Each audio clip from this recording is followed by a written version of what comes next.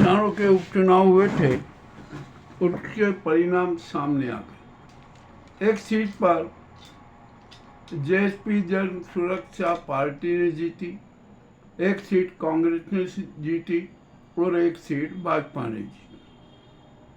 गुजरात की सीट तो भाजपा को जीतना ही था, कोई उसमें शंका ही नहीं थी। अब सवाल ये था कि आखिरकार दतिया और बांकीपुर में कौन जीतेगा। तो आइए अब हम बात करते हैं। प्रशांत किशोर ने बीकापुर सीट को 18,000 के अधिक मतों से जीत ली और बांकीपुर विधानसभा सीट है ना, पूर्ण रूपेण अर्बन सीट है। पहले पटना पश्चिम में थी, परंतु बाद में ये पूर्ण रूपेण अर्बन सीट हो गई। और भाजपा के राष्ट्रीय अध्यक्ष नितिन नवीन भी यहीं से विधायक रहे, 7 बार विधायक रहे। अब वे राष्ट्रीय अध्यक्ष हो गए, राष्ट्रपति, उन्होंने सीट खाली की। अब यहाँ पर बहुत मजेदार बात हुई कि आखिरकार भाजपा बीकापुर में हारी क्यों। इसका एक कारण नहीं है, इसके अनेक कारण हैं। नंबर 1 तो नितिन नवीन ने जिस आदमी का नाम प्रस्तावित किया था ना, उसको इस अहंकारी मोदी ग्रुप ने इनकार कर दिया। हो गया खेला, इनकार कर दिया, तो अब जो प्रशांत किशोर की जीत का मार्ग प्रशस्त हो गया। ठीक है भैया, ये हो गया ना, भाजपा का जो अहंकार था वो टूट गया। दूसरा, जो युवकों के खिलाफ जिस प्रकार के नाटक किए गए, तो युवा कोई उनको साथ देने को तैयार नहीं था भाजपा का। सब भाजपा को सबने देख लिया कि अरे ये तो बहुत अत्याचारी है, अन्यायी है, बहुत झूठ बोलते हैं, सारे बोलते हैं। तो युवाओं ने भी अपना हाथ खींच लिया कि नहीं, अब भाजपा को किसी प्रकार का सपोर्ट नहीं देना चाहिए। तीसरा, वहाँ की जनता भी महंगाई से भी त्रस्त थी, सब कुछ हुआ, तो जनता में आक्रोश तो हो ही गया। और उसी इन 3 बातों के आक्रोश के कारण बीकापुर में भाजपा को 18,000 से अधिक मतों से पराजय स्वीकारना पड़ी। आरजेडी का और कांग्रेस का तो यहाँ पर खात्मा होगा, क्योंकि 12,000 वोट पे रुक गए। वैसे तो उनको प्रशांत किशोर के खिलाफ चुनाव लड़ना ही नहीं था, परंतु लड़कर भी उन्होंने जो वोट है ना, जो भाजपा की तरफ चले जाते, उन वोटों को अपनी पार्टी के रूप में सुरक्षित रखा।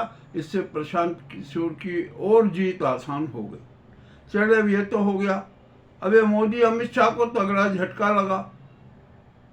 अब यहाँ पर क्या जवाब देंगे? कुछ जवाब देने को कोई बात ही नहीं है, कारण ही नहीं है कि अब उनसे कोई जवाब मांगा जाए। और जो वहाँ पर बिहार में जो पर्ची वाले ने थोपे छुपाए, थोपो वाली राजनीति चल रही थी ना, उसको भी एक झटका लगा। अब बिहार में बहुत बड़ा नाटक होगा। अब प्रशांत किशोर की अलग, यदि बिहार में प्रशांत किशोर, आरजेडी और कांग्रेस एक साथ मिलकर चुनाव लड़ने लगे, तो यहाँ पर भाजपा की तो पोल पट्टी खत्म हो जाएगी, पूरी भाजपा बैठ जाएगी। अब इसमें भी कोई शंका नहीं। और जदयू भी अपना रुख बदलेगी, वो भी पाला बदलेगी। और ये जो जन स्वराज पार्टी, कांग्रेस, राजद और जेडीयू मिलकर बिहार में एक नया राजनीतिक समीकरण बनाएंगे। ये सारी हो गई बात। तो बीकापुर चुनाव का परिणाम आ गया, जो एग्जिट पोल में भी सब बता दिया गया था कि इस बार भाजपा की राहें आसान नहीं है, भाजपा चुनाव हार सकती है। यहाँ पर क्या है कि जनता ने जो है ना, बिहार की जो इस बीकापुर की जनता बहुत शिक्षित है, सब जानते हैं। और मजेदार बात है कि यहाँ पर मुस्लिम वोटर्स 1% भी नहीं थे। मामला सब कुछ बड़ा विचित्र हो गया। ठीक है, अब बीकापुर सीट भाजपा हार गई। ये मोदी अमित शाह के मुंह पर करारा तमाचा के। अब इस हार के बाद नितिन नवीन पर क्या कार्रवाई होगी, ये भी बड़ा विचित्र सवाल है। अब भाजपा में उनके खिलाफ भी है ना माहौल तैयार होगा। ये गुजराती गैंग है ना, उनको भी कहेगी कि अरे ये भाजपा का राष्ट्रीय अध्यक्ष लायक बनने लायक नहीं है, नितिन नवीन को हटाओ। ये भी आंदोलन चलेगा। अब जो भी हो रहा है ना, परिणाम आ गया, सब कुछ हो गया। अब आ जाइए मध्य प्रदेश की सीट पर, दतिया की सीट पर। यहाँ पर कांग्रेस का पहले कब्जा था, बाद में उपचुनाव की स्थिति आई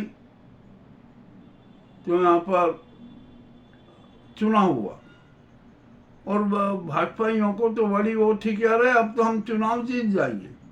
ये नरोत्तम मिश्रा का गढ़ माना जाता है। हालांकि पहले चुनाव में नरोत्तम मिश्रा हार गए तो हो सकता है कुछ कारण रहा हो, किंतु अब तो नरोत्तम मिश्रा को टिकट न देते हुए उन्होंने एक नए आदमी को टिकट दे दी। इससे नरोत्तम मिश्रा के जितने समर्थक बहुत नाराज थे, बहुत नाराज थे।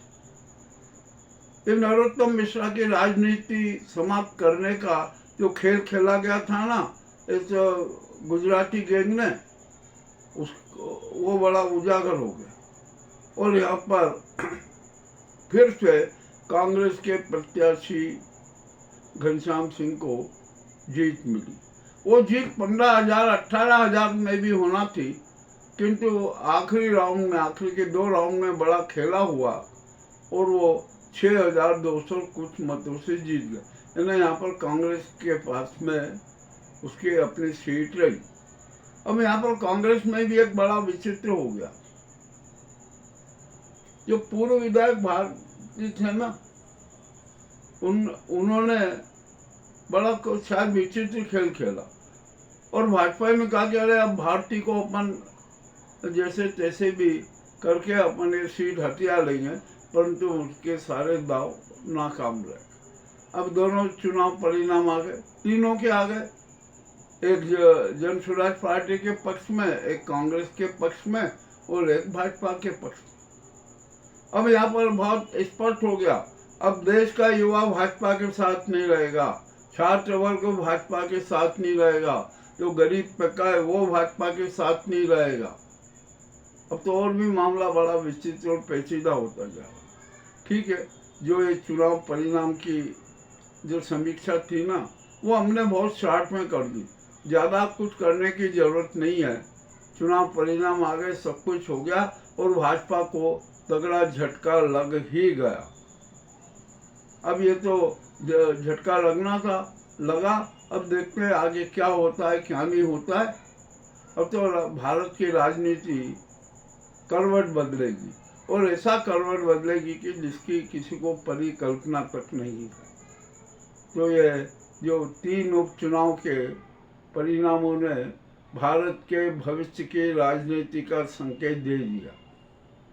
हालांकि उपचुनाव विधानसभा के तो इसको कोई अंतर नहीं पड़ता, परंतु नहीं, राष्ट्रीय राजनीति पे बहुत बड़ा अंतर पड़ गया। बिहार में राजनीतिक स्थिति और जटिल हो जाएगी, मध्य प्रदेश में भी अब तो और जटिल स्थिति होने की है।